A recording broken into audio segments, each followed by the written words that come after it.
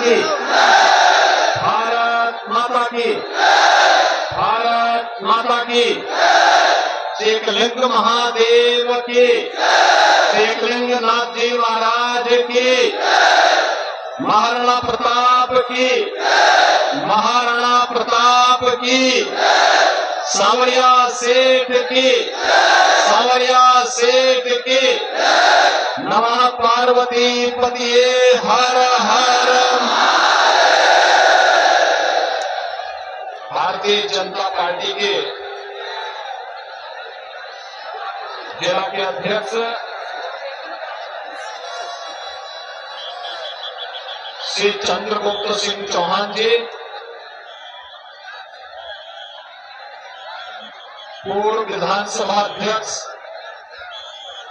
श्री शांतिलाल जी चपड़ौत जी, जिला प्रमुख उदयपुर श्रीमती ममता कुंवर जी, मावली विधानसभा क्षेत्र से भारतीय जनता पार्टी के प्रत्याशी श्री कृष्ण गोपाल पालीवाल जी, बल्लभगढ़ से प्रत्याशी श्री उदयलाल बागी जी, आज के इस कार्यक्रम में उपस्थित भारतीय जनता पार्टी के सभी पदाधिकारीगण, भारी संख्या में आज यहां पर उपस्थित इस क्षेत्र के सभी उपस्थित भाइयों और बहनों, देश के अंदर अपने स्वर और पराक्रम के लिए भक्ति के माध्यम से भारत की जनता के मन में शक्ति का संचार करने वाली महाराणा प्रताप की इस पावन धरा को, जिसे उनके प्रमुख योद्धा भीलू राणा जैसे वीर पराक्रमियों ने भी जिस धरा में जन्म लेकर के धन्य किया है, ऐसी धरा को कोटि कोटि नमन करते हुए मैं आप सबका हृदय से अभिनंदन करता हूं। भाइयों बहनों, हमारे लिए यह धरती एक तीर्थ भूमि है, तीर्थ भूमि। यहाँ की धरा हमें विपरीत परिस्थितियों में एक संबल देती है, चुनौतियों से जूझने की एक नई प्रेरणा देती है, विपरीत परिस्थितियों में कार्य करने के लिए एक ताकत देती है।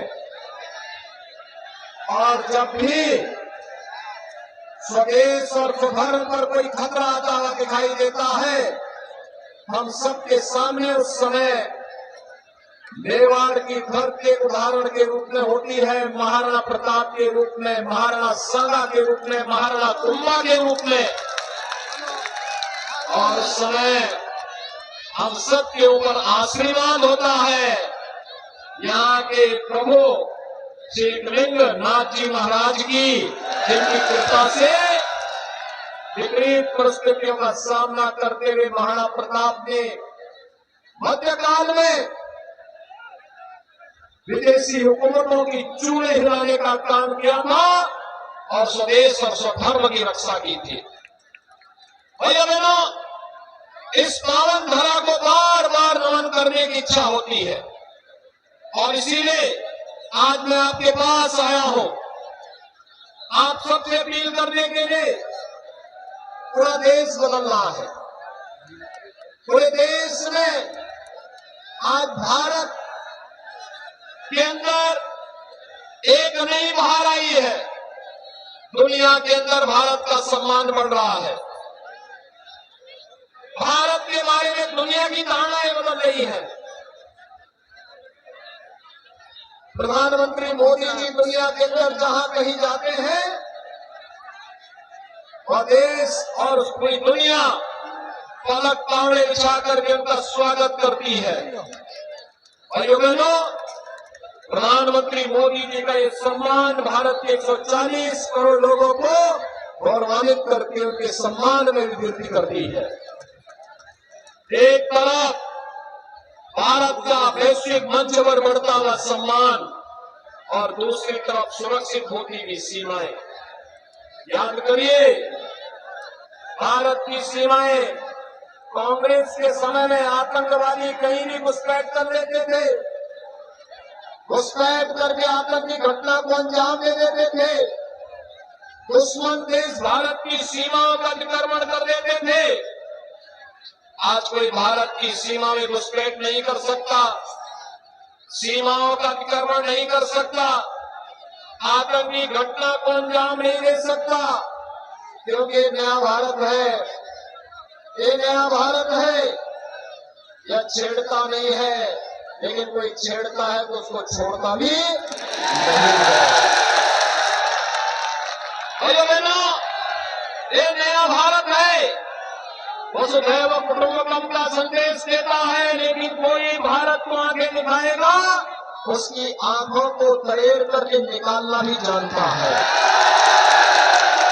और इसीलिए नए भारत के अंदर राजस्थान कैसे होना चाहिए, अपने शौर्य के लिए, अपने पराक्रम के लिए, अपनी भक्ति और अपनी शक्ति के लिए, नौजवानों की ऊर्जा का उपयोग करने के लिए, अन्नदाता किसानों का सम्मान करने के लिए और बहन और बेटियों की सुरक्षा के लिए, ऐसा राजस्थान में चाहिए।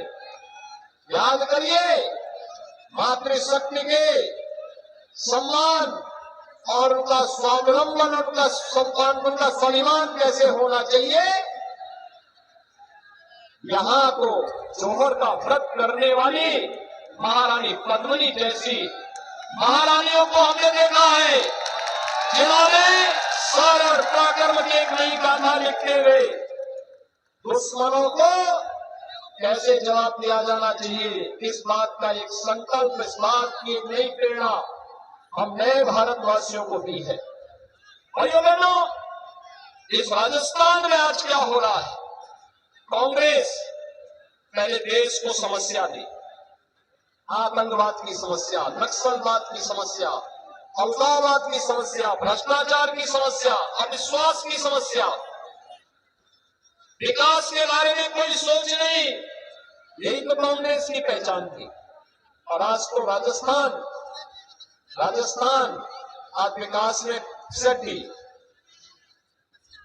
सुरक्षा में फिसली।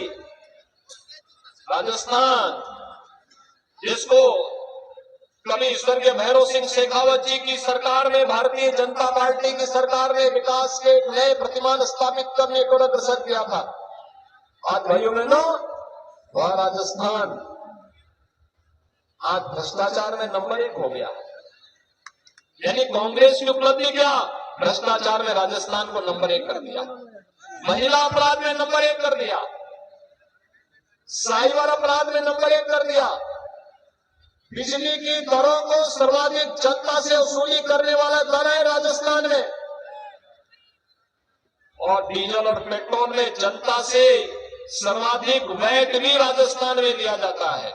महंगाई इंडेक्स सर्वाधिक राजस्थान में, और नौजवानों के साथ खिलवाड़ करते हुए सबसे अधिक पेपर लीक की घटनाओं के लिए भी राजस्थान बदनाम हो गया है। हमें आश्चर्य होता है कि राजस्थान की सरकार न विकास करा पा रही है, न बहन बेटियों की सुरक्षा कर पा रही है, न नौजवानों के रोजगार की व्यवस्था कर पा रही है, न अन्नदाता किसानों के चेहरे पर खुशहाली ला पा रही है, और न आपकी आस्था का ही सम्मान कर पा रही है। आस्था का भी तो सम्मान नहीं है। रामनवमी में, यहाँ रामनवमी के जुलूस में रोक लगती है, सर्वाधिक जुलूस उत्तर प्रदेश में निकलते हैं, वहां 6.5 वर्ष से कोई कर्फ्यू नहीं, कोई रोक नहीं, वहां रोक नहीं है, लेकिन यहाँ रोक है।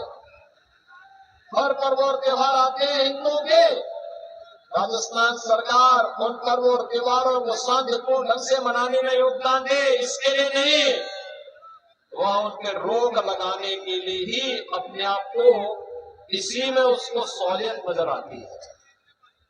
भाइयों बहनों, जो आपकी आस्था का सम्मान न कर सकता हो, आपका विकास न कर सकता हो, ऐसी सरकार का फायदा क्या? और भाइयों बहनों, मोदी जी ने तो 9 साल में विकास के बड़े बड़े कार्य किए। एयरपोर्ट, हवाई चप्पल पहनने वाला भी हवाई जहाज की यात्रा कर सकता है। कितनी फ्लाइट चालू कर दी। हाईवे, अच्छे अच्छे हाईवे बन रहे हैं, पूरे देश को जोड़ने के लिए हाईवे बन रहे हैं। Railway, IIT, IIM, AIIMS, 1 district 1 medical college, हर घर नल की योजना, और गरीबों के लिए 12 करोड़ गरीबों के घर में शौचालय बन गए, 4 करोड़ गरीबों के लिए आवास बन गए, 12 करोड़ अन्नदाता किसानों को 6,000 रुपए सालाना प्रधानमंत्री किसान सम्मान निधि का लाभ मिल रहा है। देश के अंदर 50 करोड़ गरीबों को, भाइयों बहनों, आयुष्मान भारत में 5 लाख रुपए सालाना स्वास्थ्य बीमा का कवर मिल रहा है। आप देख सकते हैं 4 करोड़ गरीबों के घर में बिजली जल गई है, जो कभी नहीं जल पाई थी, मोदी जी ने जलवा दी। और 9 करोड़ 7 लाख गरीबों के घर में प्रधानमंत्री उज्ज्वला योजना का रसोई गैस का सिलेंडर भी पहुंच गया है। भाइयों बहनों, गरीबों के कल्याण के लिए कार्य कैसे होना चाहिए, यह देखना है। मोदी जी ने 9 वर्ष के अंदर सैकड़ों ऐसी योजनाओं को चालू करके, चाहे वह कोरोना जैसी महामारी के दौरान फ्री में टेस्ट, फ्री में उपचार, फ्री में वैक्सीन और फ्री में राशन की सुविधा भी गरीबों के लिए। भाइयों बहनों, ये है सरकार का कार्य, और उसी कार्यक्रम के साथ जोड़ने के लिए आज मैं आपके पास आया हूं, आपसे कहने के कि भाइयों बहनों, एक तरफ भारतीय जनता पार्टी की सरकार जो गांव के लिए, गरीब के लिए, किसान के लिए, नौजवान के लिए, महिलाओं के लिए कार्य कर रही है, विकास का कार्य भी कर रही है, और आपकी आस्था का सम्मान भी कर रही है। आप मुझे बताइए, कांग्रेस होती तो क्या वैक्सीन सबको मिल जाती? क्या नहीं मिलती। और कांग्रेस होती तो क्या यहां तो ये जुलूस नहीं निकाल पा रहे हैं क्या अयोध्या में राम मंदिर का निर्माण करते? क्या आज तो अयोध्या में राम मंदिर का निर्माण हो रहा है ना? कोई किसी प्रकार का संदेह? भाइयों बहनों, मैं आपसे यही अपील करने के लिए आया हूं, सम्मान की रक्षा भी, सुरक्षा भी, सुशासन भी और विकास भी ये केवल और केवल भारतीय जनता पार्टी करेगी। और भारतीय जनता पार्टी इसके लिए डबल इंजन की सरकार राजस्थान में आवश्यक है। राजस्थान में डबल इंजन की सरकार लाएंगे, सहमत है ना? राजस्थान में डबल इंजन की सरकार बनाइए, और इसके लिए कृष्ण गोपाल पालीवाल को, श्री उदयलाल गांधी को चुनाव जिता करके भेजिए। सहमत है? और मैं इनसे कहूंगा कि इसके लिए आपका आशीर्वाद इन लोगों को मिले। आपका आशीर्वाद कमल चुनाव चिन्ह पर इन दोनों प्रत्याशियों को प्राप्त हो, यह आवश्यक है, एक। और दूसरा, मैं इनसे कहूंगा, अयोध्या में 22 जनवरी 24 को प्रधानमंत्री मोदी जी राम मंदिर में भगवान राम को विराजमान करेंगे। कितने लोग हैं जो अयोध्या जाने के इच्छुक है? पूरा मेवाड़ ही उतरना चाहता है अयोध्या। आप सबका अभिनंदन है। मेवाड़ वासियों के लिए तो अयोध्या दूसरा घर है। और भाइयों बहनों, आपका अभिनंदन करने में मुझे प्रसन्नता होगी। आप अयोध्या पधारे, आपके स्वागत के लिए हम लोग तैयार रहेंगे। आप इनको आशीर्वाद दीजिए, और मैं इनसे कहूंगा कि यहाँ के राम भक्तों को अयोध्या ला करके नाम भगवान राम का आशीर्वाद दिला दिया। सभी सहमत हैं? तो मेरे साथ बोलेंगे भारत माता की, भारत माता की, भारत माता की जय श्री राम, जय जय श्री राम।